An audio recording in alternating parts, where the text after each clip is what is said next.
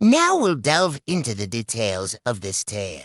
Welcome back, everybody, to my channel, where we bring you the most terrifying true horror stories. Tonight's episode is called Houska Castle, The Gate to Hell Was Built Shut, and it's based on a chilling narrative by an anonymous user shared on Reddit.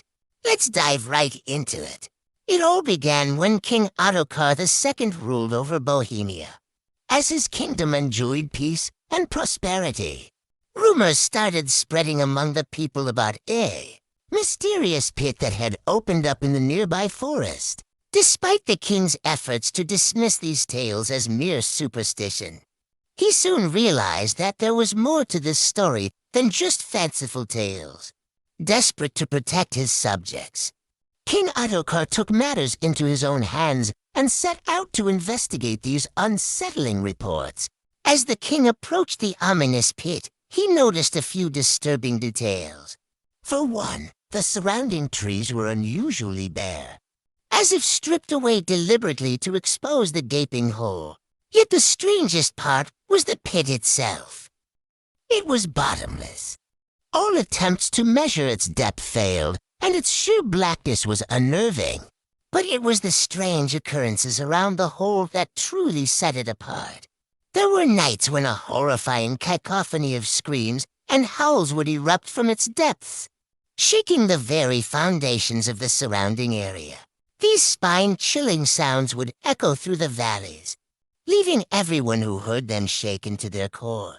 But it wasn't just sound that emerged from the pit. Sometimes shadowy figures would claw their way out, leaving behind huge scars on the earth. These creatures were unlike anything anyone had ever seen before. Half human, half animal, they were covered in feathers and had leathery wings. They seemed to be in immense pain, thrashing around before collapsing and transforming into piles of dust. These creatures seemed to be trapped between two worlds, unable to fully enter or leave, and their tormented cries echoed their anguish. These disturbing events left the locals terrified, convinced that the pit was a gateway to hell itself. Stories spread like wildfire about sacrifices made to appease the demons within, and fear became a constant companion in their lives. Determined to put an end to this menace, the king summoned the best minds and strongest arms to figure out a solution. They debated for hours, tossing out ideas that ranged from practical to the bizarre. Finally, one voice cut through the noise. Why not build something on top of the pit? It might sound counterintuitive, but the idea grew on the king. What if they could seal away whatever was down there, locking it out of their world forever? However, this wasn't just a simple construction project. After all, they weren't building an ordinary structure. They were essentially creating a barrier against the forces of hell itself. Each stone laid was a victory against the darkness. Each board nailed in place a defense against the horrors that lurked below. But that wasn't enough for the king. He wanted more. He envisioned a grand fortress, a testament to his courage and resolve. So they built a massive stone structure around the pit, so large and imposing that it became known as Houska Castle. But the castle wasn't just meant to be a barrier. It was also meant to send a message to the creatures below, a warning that they were trapped and would never get out. The construction was an epic undertaking, requiring the combined strength of thousands of men for years. But finally, when it was complete, the fortress stood proudly, cutting off the screams and sealing away the abyss. However, even after all that work, there was still the issue of the creatures that had managed to claw their way out. The king knew he needed to do something to prevent this from happening again. He gathered the villagers and came up with a plan. Any creature that managed to escape from the pit would be captured and held in a chamber beneath the castle. There, they would be studied, hoping to learn more about their origins and weaknesses. The villagers agreed, fearing for their safety. But they couldn't have imagined what was truly in store for them. The first creature they caught was unlike anything anyone had ever seen before. Covered in feathers and fur, it looked like a twisted mockery of a human. They brought it to the dungeon, but as they tried to study it, it let out a deafening screech that nearly knocked them down. Then it vanished into thin air. They searched everywhere, but it was nowhere to be found. Had it escaped? Did it have powers beyond their understanding? The mystery only deepened, and fear took root once again. However, the king was determined not to let these creatures defeat him. He kept trying, experimenting, hoping to find a way to seal the pit completely and banish the creatures back to wherever they came from. But as time went on, he grew increasingly desperate. Each failed attempt only fueled his determination to succeed. He poured all his energy into finding a solution, sacrificing everything else to his obsession.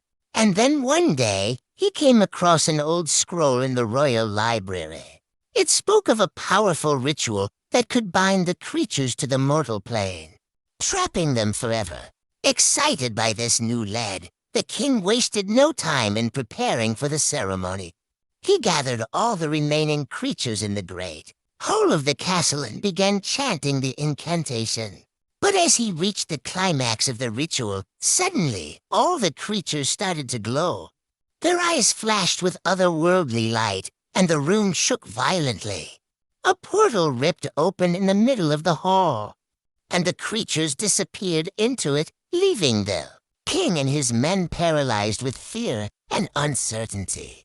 Had he just unleashed something even worse? The king fell gravely ill soon after, consumed by guilt and worry for his kingdom's fate. While doctors tried to save him, the villagers prayed for his recovery, unsure if they could survive without their leader's guidance. In the end, the king recovered, but he was a changed man.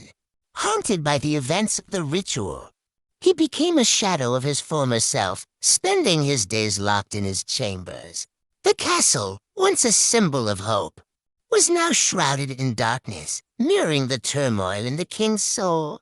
The villagers, too, suffered greatly. With the king incapacitated, they were left to fend for themselves against the creatures that began pouring out of the pit in greater numbers than ever before. They fought bravely, but they were no match for the demonic horde.